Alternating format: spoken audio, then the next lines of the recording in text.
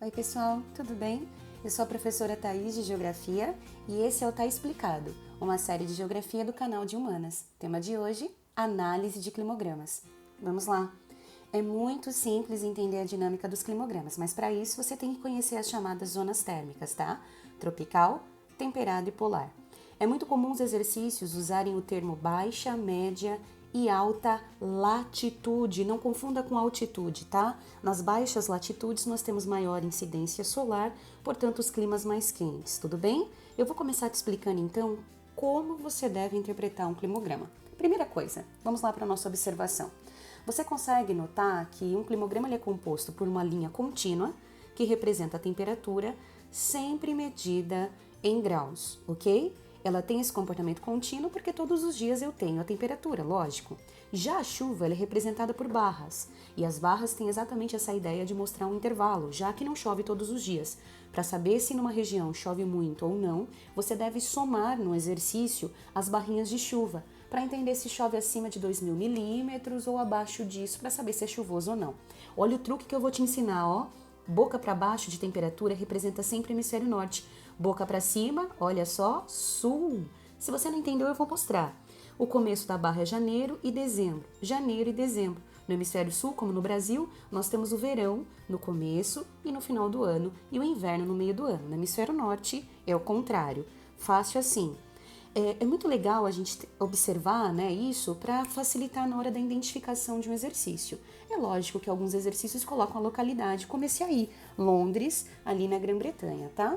Outra coisa, pensar na temperatura é pensar também na dinâmica da chamada amplitude térmica, que é o intervalo entre a máxima e a mínima. Quanto maior a amplitude térmica, maior é a variação de temperatura naquele clima específico que nós vamos estudar. Já quando a gente pensa nas barras, elas conseguem representar momentos de seca, mas também momento de concentração de chuvas, como por exemplo na região de Monções, onde chove pra caramba no período do verão. Opa, cuidado!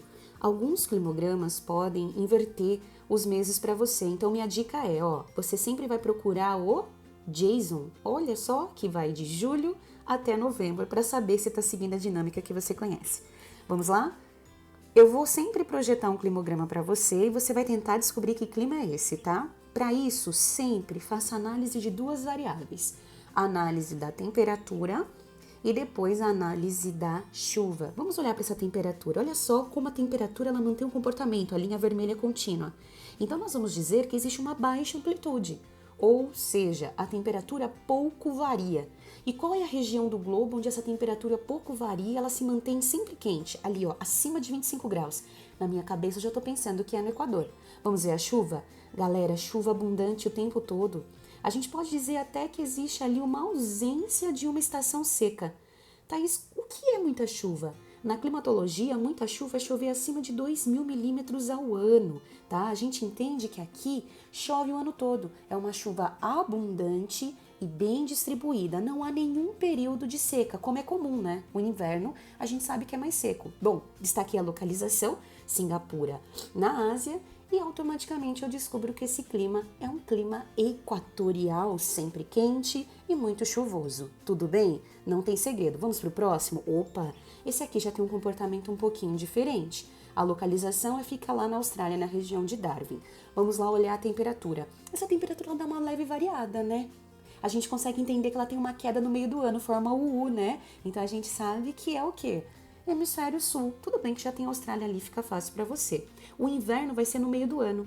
Olha como o inverno tá seco ao mesmo tempo que o verão é mais chuvoso. Então vamos comentar ali do lado, temperatura e chuva. A gente percebe que nesse clima existem duas estações do ano que a gente vai dizer que são bem marcadas ou bem definidas. Bom, a gente percebe que nós temos um verão extremamente chuvoso, estou destacando ali o que é verão, e um inverno mais seco. Pensa comigo, que clima apresenta exatamente esse comportamento? Chove no verão, um inverno mais seco, porém está sempre meio que quente. Só pode ser um clima tropical, pessoal. É isso que a gente tem que começar a entender. Qual é a região que vai apresentar isso? A região dos trópicos. Esse é um típico clima tropical.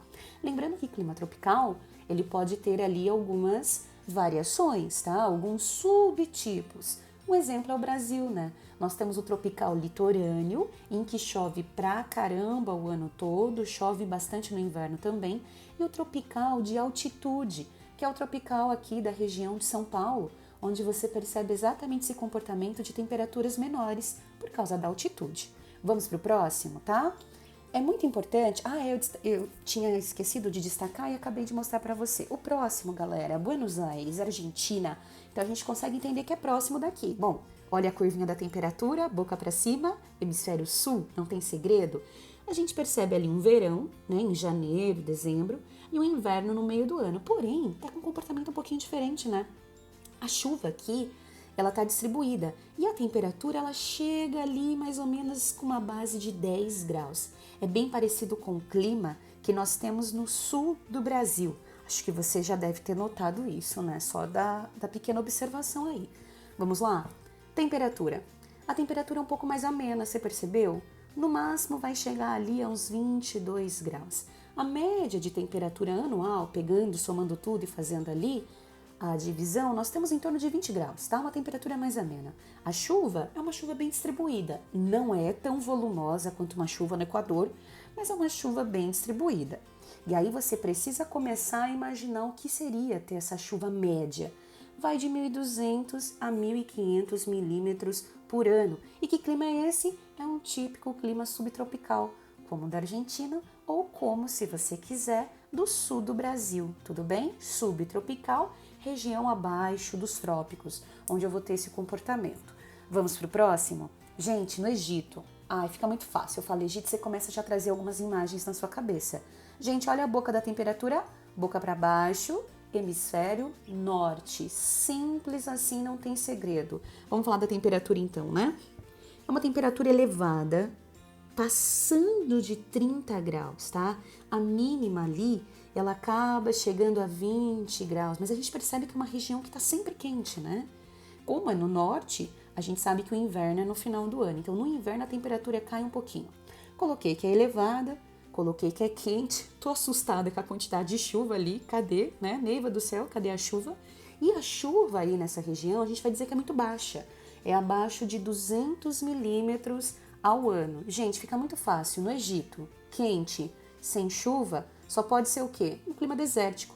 E qual que é a característica de um clima desértico? A amplitude térmica diária é muito grande. No ano a temperatura quase não varia, mas durante o dia é muito quente, 40 graus, e à noite é muito frio. Você sabe por quê, né? É aquela capacidade da areia de se aquecer muito rápido, mas liberar o calor muito rápido também, tá? O clima é desértico, mas a gente não pode esquecer que existem desertos quentes e existem desertos frios, tá? Deserto é ausência de chuva. Esse da foto, do climograma, é quente, mas o da Patagônia, por exemplo, é frio. Opa, vamos ver esse climograma aqui? Ele é um pouquinho diferente também, ó. Boca para baixo, hemisfério norte, fica lá na Turquia. Se você não sabe onde fica a Turquia, puxão de orelha, mas tudo bem, você já percebeu pela curva. Bom, aqui tem uma amplitude térmica maior, né?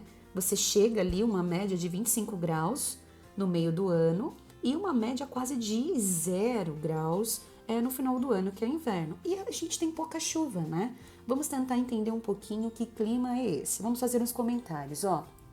Quanto à sua temperatura, que a gente já debateu. É uma temperatura elevada, né, no verão, e um pouco mais baixa, né, do que o normal durante a estação do inverno, tá? A chuva é muito baixa. Esse clima que nós temos é um clima semiárido, né? De regiões ali próximo do Cáucaso, regiões mais secas. Opa, vamos falar desse aqui? Esse aqui é Roma, Itália, boca para baixo. Então eu sei que é hemisfério norte. E uma coisa que me chama bastante atenção aqui é que existe uma certa amplitude, né? A máxima 25, a mínima 10, mas não é algo muito exagerado. Então eu vou dizer que é um clima ameno. Porém, tem uma coisa engraçada. Olha só, o inverno, que é em janeiro e dezembro, apresenta os picos de chuva. Aí você pensa o quê? Inverno chuvoso, que esquisito. Só tem um clima no mundo que apresenta inverno chuvoso. É o Mediterrâneo, tá? Mas antes de eu falar do clima, vem comigo acompanhar a anotação aí. O inverno tem temperaturas suaves, de 10 graus. O verão é bem quente e a chuva é concentrada no inverno. O nome desse clima é o clima mediterrâneo que acontece sempre próximo dos desertos, tá? Tem esse nome Mediterrâneo porque ali na região do Mediterrâneo há uma grande influência do Saara. Mas eu tenho Mediterrâneo na Austrália, nos Estados Unidos, no Chile, por causa do deserto do Atacama, tá bom? Ele inverte a estação de chuva. Vamos para esse próximo? Nova York, já sei que é no norte, boca para baixo. O comportamento de chuva aí é bem distribuído, a amplitude é gigantesca, né? Se você lembrar dos filmes, se você é fã de Friends como eu, você vai lembrar que ali eu tenho verão intenso, mas eu também tenho inverno muito intenso, tá? Então existe o quê? Uma alta amplitude térmica, chegando até com temperatura negativa. Nessa região, não está no climograma, lógico, mas nós sabemos que existem 4 estações bem definidas ou bem marcadas, né? É típico de um clima temperado. Eu sou fã da Sandy, então você já fica conhecendo isso aqui nessa aula, e ela tem um CD chamado As 4 Estações, só que não pode ser aplicado aqui, né? As 4 estações bem definidas e percebidas só existem num clima temperado. Olha só, a chuva varia de acordo com a proximidade com o oceano, tá? Nós estamos falando de um clima temperado, na zona temperada, que vai ter mais chuva ou menos chuva se você está próximo ou não do oceano. Vou te dar um exemplo. Tem tipos de temperados, tá? Tem o temperado continental, na porção, por exemplo, mais interior da Europa, e você tem o temperado oceânico, por exemplo, da Inglaterra, né? Onde tem muita chuva por estar cercado por água. Opa, vamos para esse próximo aí? Rússia, gente, ó, chega a 20 graus, mas também chega a menos 10, menos 15 graus, pouca chuva, então frio. Com pouca chuva, que clima será esse, hein? E lógico que o hemisfério norte, boca para baixo. Vamos fazer os comentários, ó.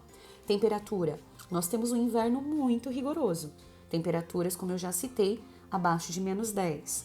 O verão vai ser um verãozinho ali mais ameno, né? De 20 graus.